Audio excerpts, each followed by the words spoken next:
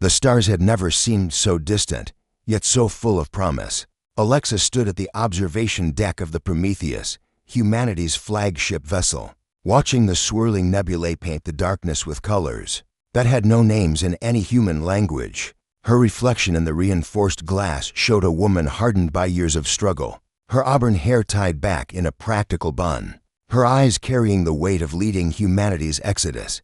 They said we were too dangerous, she whispered to herself, remembering the day the Galactic Council had delivered their verdict. Too unpredictable, too violent.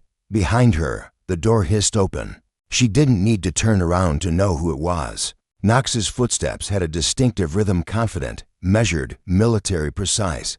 "Captain," Knox said, coming to stand beside her. "The scouting reports are in. The Arcturus system shows 3 habitable planets, and no signs of Council monitoring stations." Alexa finally turned to face him. Knox was every bit the soldier the Council had feared, tall, broad-shouldered, with scars that told stories of humanity's last stand on Earth.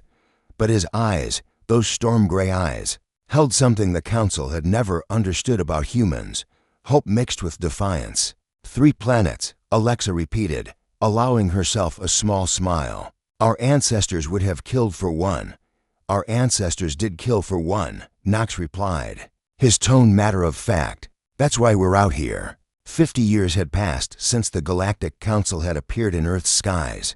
Humanity had just begun to master fusion technology and was taking its first tentative steps toward Mars colonization when the massive vessels had descended. The Council represented over 200 species, civilizations that had existed for millennia, following rules that kept peace across countless star systems. Humanity had been given a choice: submit to Council oversight, accept strict population controls, abandon all military technology, and become a protectorate species, essentially wards of the galaxy, or face banishment from all Council-controlled space, which comprised 90% of the mapped galaxy. Earth's governments had fractured over the decision. Some nations advocated for submission, for peace at any price.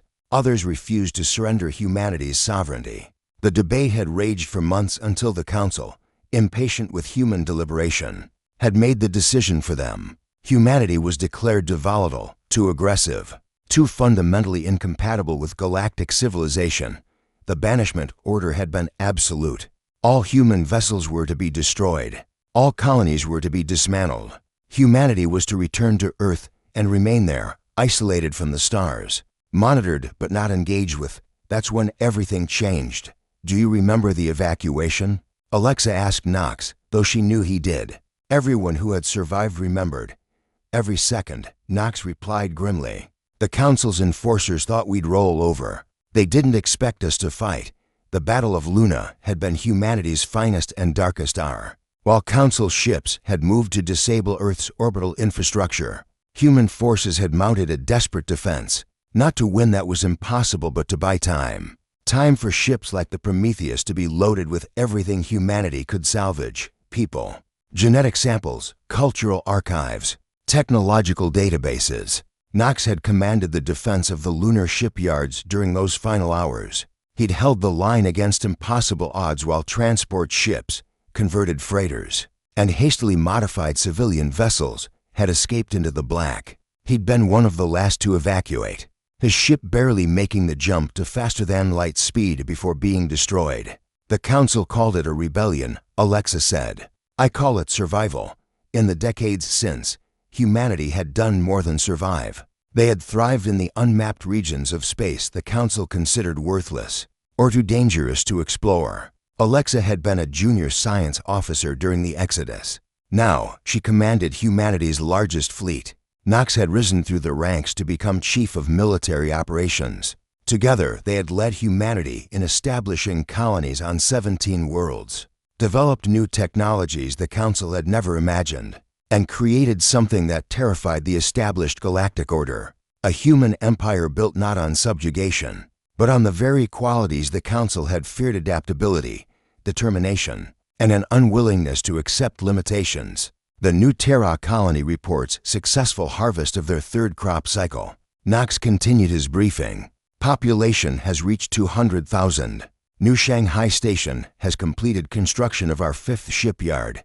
And he paused, something like satisfaction crossing his features. Intelligence reports that 3 minor species have requested to join our alliance. Alexa's eyes widened. 3? Which ones? The Valorians, the Kresh, and the Talaxan Confederation. All of them are fringe species that the Council has marginalized. They've been watching us, Captain.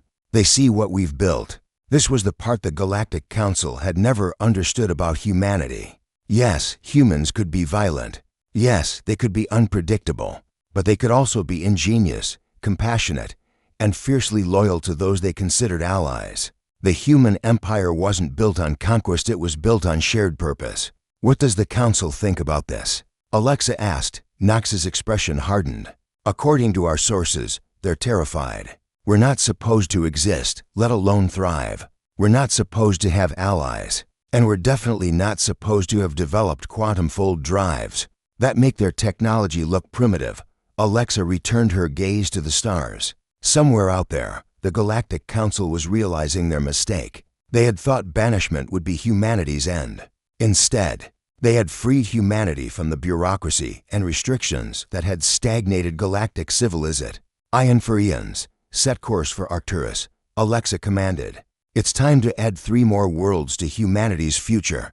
And if the Council objects, Knox asked, though his tone suggested he already knew the answer. Alexa's smile was sharp as a blade. Then they'll learn what we tried to tell them 50 years ago. Humanity doesn't need permission to reach for the stars. We never did. As the Prometheus turned toward new horizons, its engines glowing with power that defied known physics, both Alexa and Knox understood a fundamental truth. Humanity hadn't just survived banishment.